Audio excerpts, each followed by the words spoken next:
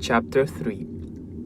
Stepping out of an interdimensional portal is exactly as head-twisting as it sounds. My stomach violently twisted like I was just put through a blender on the highest setting. When the world finally stopped spinning, I found myself standing in a small, empty room. The man in the black blazer was nowhere to be seen. The air felt thick and heavy, pressing against my skin like the room itself was watching me. I took a shaky breath and looked around. I had expected wizards, because obviously that guy was some kind of wizard.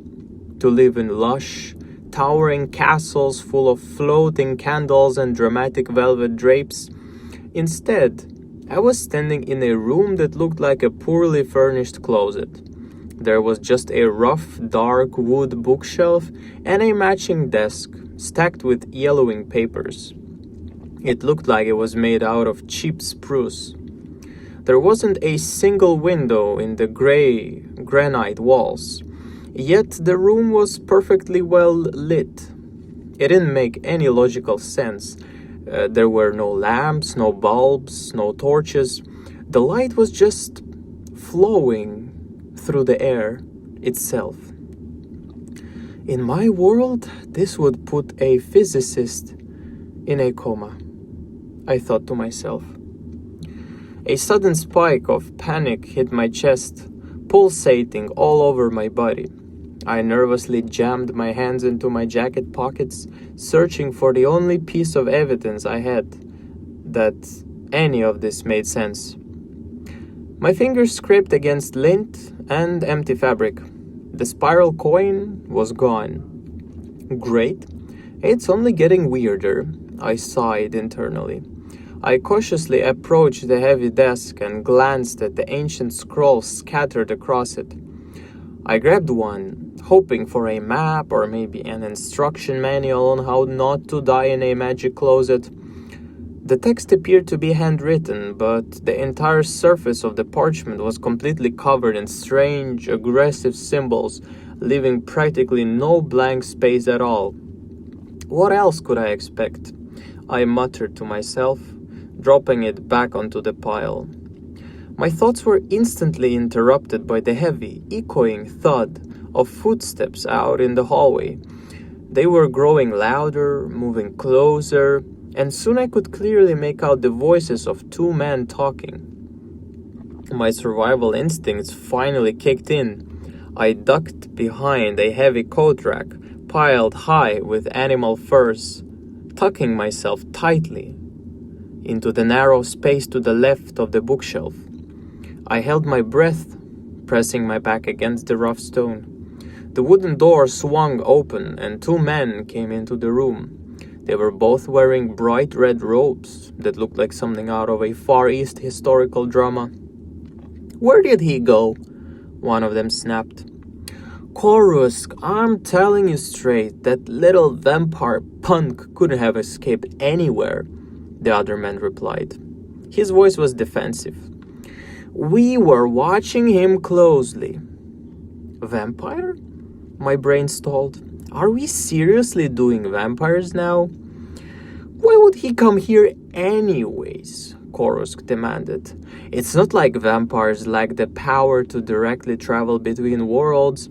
I wonder what he was looking for in this place." They are always up to something, I guess." His partner sighed.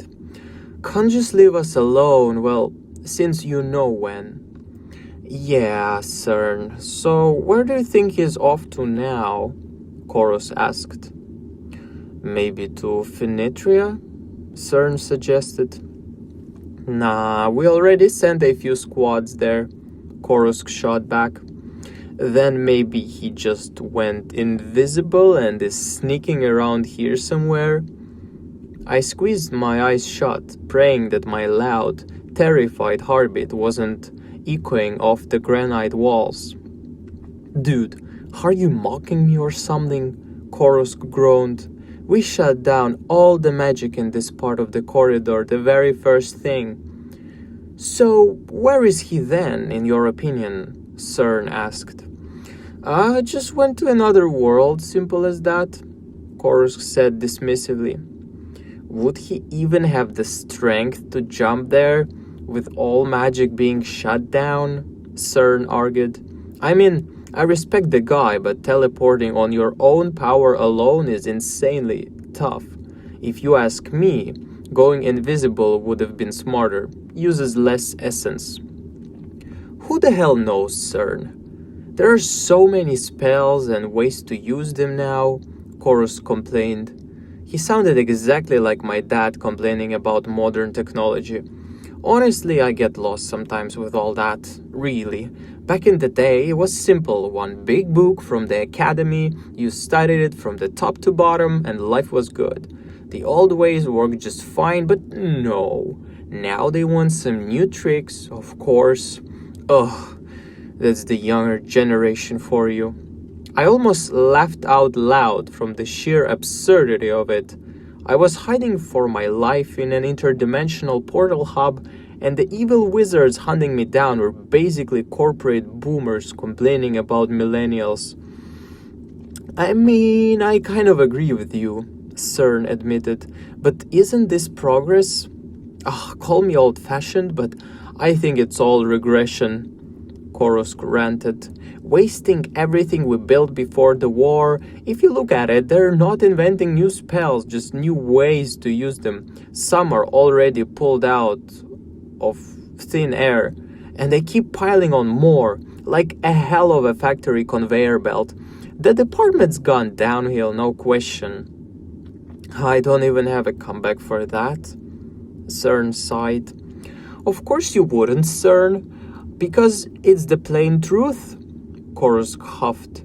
Oh, and by the way, did you hear the old-timers discovered a new world? What? No way they walked into a room that initially had no doors, CERN said, sounding genuinely shocked.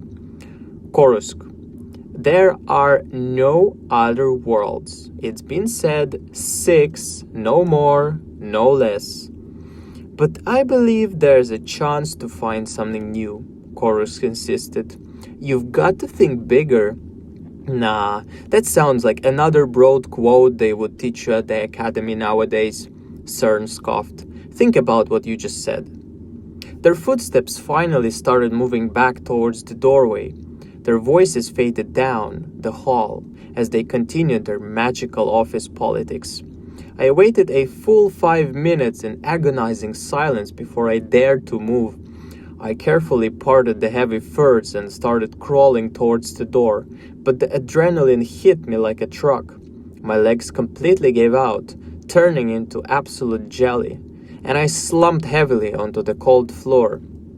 As I sat there trying to remember how to breathe, my eyes caught the polished gray granite wall to my left, where my own reflection stared back at me in the dim light. I froze.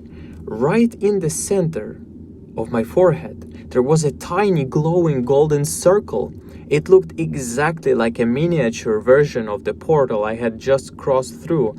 The reflection in the marble floor confirmed it. It wasn't a trick of the light. There was definitely something glowing on my skin. I scrambled up and scrubbed at my forehead with my sleeve, trying desperately to peel it off. I clawed at my skin until it was almost bleeding, but nothing worked.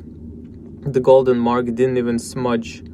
I let my hands drop, clutching my head in utter defeat. What the hell have I gotten myself into? I muttered to the empty room.